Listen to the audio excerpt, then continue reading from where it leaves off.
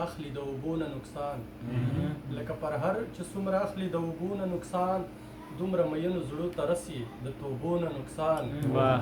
او کند جانان د مینې کړې ګناه معاف کړي راته هوښیاران خلک غواړي نه د لیونو نه نقصان هوښیاران خلک غواړي نه د لیونو نه نقصان کند جانان د مینې کړې ګناه معاف کړي راته هوښیاران خلک غواړي نه د لیونو نه نقصان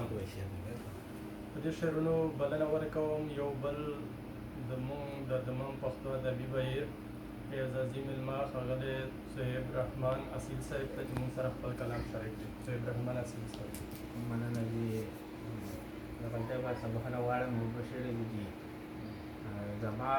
او ستا د زړه د کور فاصله زما او ستا د زړه د کور فاصله بس دومره ده لکه د اور فاصله زما او ستا د زړه د کور فاصله بس دومره ده لکه د اور فاصله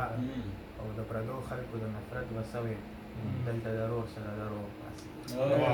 ډېر ښایسته دا سره رور سره د رور ستا د زلفو نه یو تار راله پکار دی ستا د زلفو نه یو تار راله پکار دی خیر دې مړ دي شمه دار راله پکار دی ستا د زلفو نه یو تار راله پکار دی خیر دې مړ دي شمه دار راله پکار دی او هغه نه یم چې بې صبره یم جانانه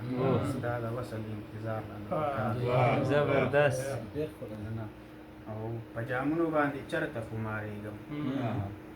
په جامونو باندې چرته خمارېږم دا د سرو شونډو خمار راله پکار ډېر زبردست او بل شی دی چې خدای دې وکړي چې زه ستا په تهمت رنګ شم خدای دې وکړي چې زه ستا په تهمت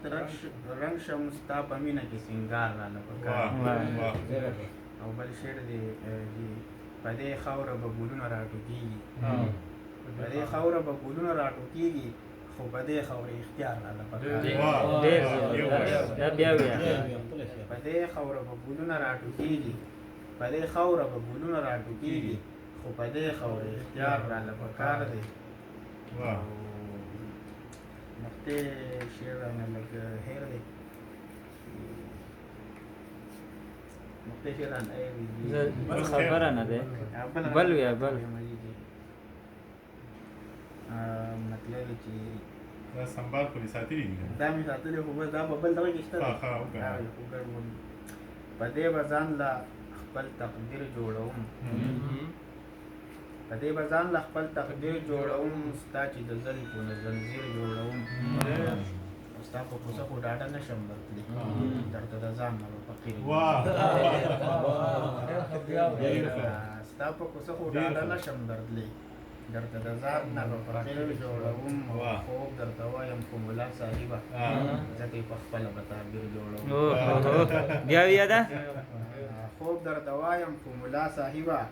زه ترې په خپله به تعبیر جوړوم او یوه بانه دي له ما نه هېرېږي ستا له بانو نه به تفسیر جوړوم او کله یې وران کړم کله جوړ یې کړم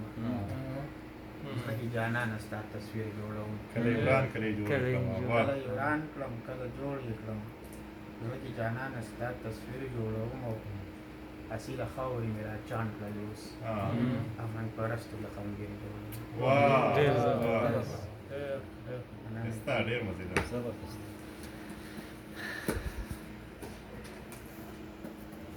د درې شعرې داخلي کې ارشاد ستوري د اسمان مې ګوا کړي دي ستوري د اسمان مې ګوا کړي دي خلک په جانان مې ګوا کړي دي او تا خو ما له زړه راکړی هېر دې شو راشه رقیبان مې ګوا کړي دي تا خو ما له زړه راکړی هېر دې شو راشه رقیبان مې ګوا کړي دي او ستا په غم کې سترګې زما وچې شوې اوښکې په ګریوان مې ګوا کړي دي دا یو شعر دی بخښنه غواړم په دې شعر دوی وایي چې اوس زموږ په شانتې دي دوی وایي چې اوس زموږ په شانتې دي سپي هم په انسان مې ګوا کړي دي